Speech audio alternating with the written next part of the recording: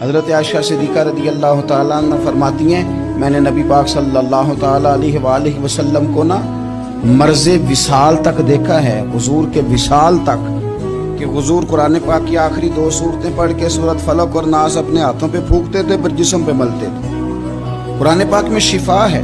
اب تو لوگوں نے دم درود کو اس کو بڑا ہلکا سا کام سمجھ لیا۔ ویسے بھی یہ عاملوں کے ہتھے چڑھ گیا، ملنگوں کے ہتھے چڑھ گیا، کاروبار بن گیا، تجارت بن گئی۔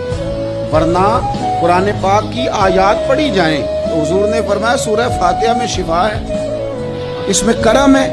یہ چیزیں جو بڑی ہمارے لیے سود مند تھی، فائدہ مند تھی، ہم چھوڑ گئے۔ ایک بڑی خوبصورت حدیث ہے، سنیے گا۔ حضرت ابو سعید خدری رضی اللہ تعالیٰ عنہ حدیث کے راوی ہیں، بخاری میں موجود ہے۔ ارشاد فرماتے ہیں کہ ہم ایک سفر پہ تھے، واپس آ رہے تھے، ایک جگہ رات کو قیام کیا، سونا تھا، بستی تھی۔ بستی کے لوگوں نے نہ کھانا پوچھا نہ پانی پوچھا، کوئی ضیافت نہیں کی۔ آدھی رات کا وقت آیا تو ایک بندہ دوڑا آیا، کہنے لگا ہمارے سردار کو بچھو نے کاٹ لیا ہے، تم میں سے کوئی بندہ دم درود کر لیتا ہے؟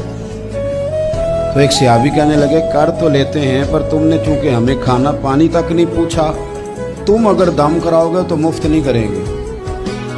بخاری پڑھ رہا ہوں، پیسے لگیں گے۔ کتنے پیسے؟ بکریوں کا ایک ریوڑ پورا۔ شارحین نے لکھا 40 بکریاں۔ سمجھے پس منظر کیا ہے؟ پانی تک نہیں تم نے پوچھا۔ کچھ لوگوں کا علاج ہوتا ہے، انہوں نے کہا پیسے لیں گے، دم کر دیں گے۔ صحابی نے کہا حضرت ابو سعید خدری رضی اللہ تعالیٰ عنہ فرماتے ہیں وہ چونکہ تنگ تھے، بچھو کاٹ کے، اور سردار کو کہا چل تو صحیح نا۔ وہ صحابی گئے، سورہ فاتحہ پڑھ کے دم کیا، اور حدیث بخاری سے میں آپ کو دکھاؤں گا۔ لوگ کہتے ہیں دم کدھر سے آ گیا؟ بخاری پڑھ رہا ہوں، صحیح بخاری۔ شفا تو اللہ نے دینی ہے نا، رب کریم نے شفا دے دی۔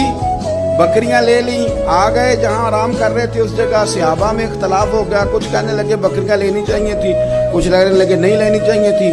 حضرت ابو سعید خدری رضی اللہ تعالیٰ عنہ فرماتے ہیں پھر ہم نے فیصلہ کیا چپ کر کے سو جاؤ، صبح حضور کی بارگاہ میں جائیں گے۔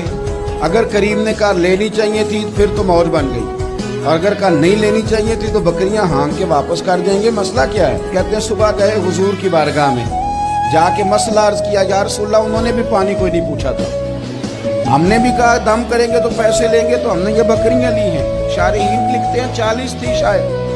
تو یا رسول اللہ اب کیا کریں؟ حضور مسکرانے لگے، حضور مسکرانے لگے۔ جس کے گچھے سے لچھے جڑے نور کے، ان ستاروں کی نزہت پہ لاکھوں سلام، اور جس کی تسکین سے روتے ہوئے ہنس پڑے، اس تبسم کی عادت پہ لاکھوں سلام، اور ان کی باتوں کی لذت پہ بے حد درود، ان کے خطبے کی ہیبت پہ لاکھوں سلام۔ حضور مسکرانے لگے اور مسکرا کے پوچھا اچھا پڑھا کیا تھا؟